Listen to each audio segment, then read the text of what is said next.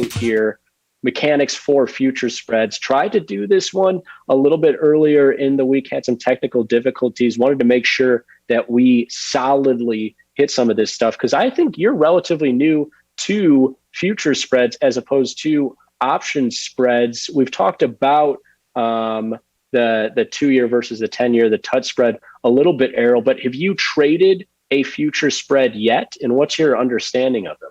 Yeah, I've traded a future spread when it was me kind of being guided on putting on a future spread. So I haven't like picked out a future spread by myself. Um, but yeah, not too much experience with them. And my knowledge of them is trading the spread, I guess. I know that sounds like exactly what we're talking about, but it's really trading the spread. And as the spread gets wider, maybe uh, I go long, or if the spread gets a little more narrow, maybe I short, but that's kind of my knowledge about them.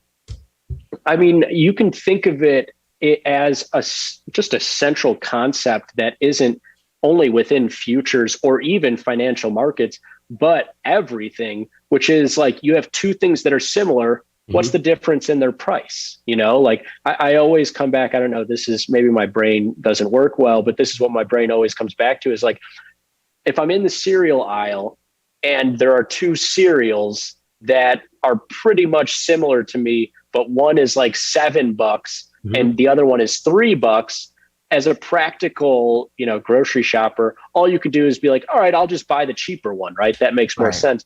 But what's really nice in futures is you can essentially say, oh, I'm going to sell the 7s and I'm buying the 3s. And in the long term, I'm going to keep coming back to the grocery store. And I'm thinking that those cereals are going to have to kind of come together. Either those 3s need to come up in price because they're going to sell a lot of cereal and they're going to need to raise their prices saying, hey, man, we're selling a lot. We can raise our prices here. Or that 7's got to come down because they won't sell any of it.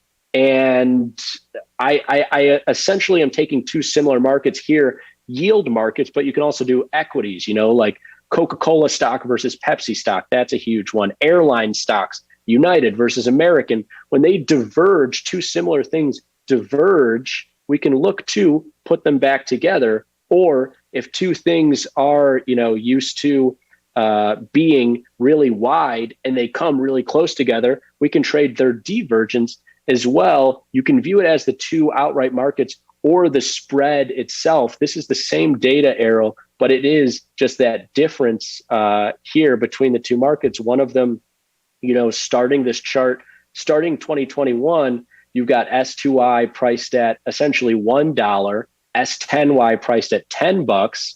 And then at the end of the chart, they're essentially the same price. And so you fast forward over here and you've got the same thing where the difference of them is that difference of about $10. You fast forward to now and the difference is essentially nothing there. Is that making sense? No, yeah, I'm following. I'm with you. Very, very cool. As we get now to the more practical side of it, like I say, you can view this as convergence, divergence. I think this is the way that is most popularly digested by people, which is like, all right, if I see two things that are far away in price and I think they're going to come together, then I can buy the cheap one, sell the expensive one. Now, if I think things are actually now too close in price, which we have a little bit of here in this relationship, and I think that they're going to diverge, then I can sell that cheap one, buy the expensive. And that's a pretty simple game. It's essentially the same as like bullishness, bearishness. If I think it's going to go up, I buy, or down, I sell. But now instead of up and down, it's converge, diverge. No, I'm following. So in terms of this type of spread, what is this one called? The TUT? A nice thing, yeah, is that these spreads here, and you can look at it again just in that different way. This is the TUT spread, and it's a spread that's been traded for decades here between the U.S. Yield curve. Similar to, though, like, you could think of it as like the airline spread, which is United versus American. That's been traded forever. Or, like the soda spread, which is, Coke versus Pepsi. You can also view this in terms of that spread price. Do I think that spread that's been beaten up for a while here is going to bounce back and rise? then I buy the front leg and I sell that second leg. Do I think it's going to continue to fall? Then I sell the spread. Essentially, it's the same kind of deal. And those two different ideas, Errol, of viewing it in terms of the spread or in terms of the outrights themselves, you can lend that to your trading. Like you can package it up as the spread in your pairs trader, which you have on the left here, or you could just go to that market. Don't overthink this type of thing. If you think one thing is, overvalued relative to the other thing being undervalued, then you want to sell the overvalued thing and buy the undervalued thing. And you could commit that in just two orders in the outright markets.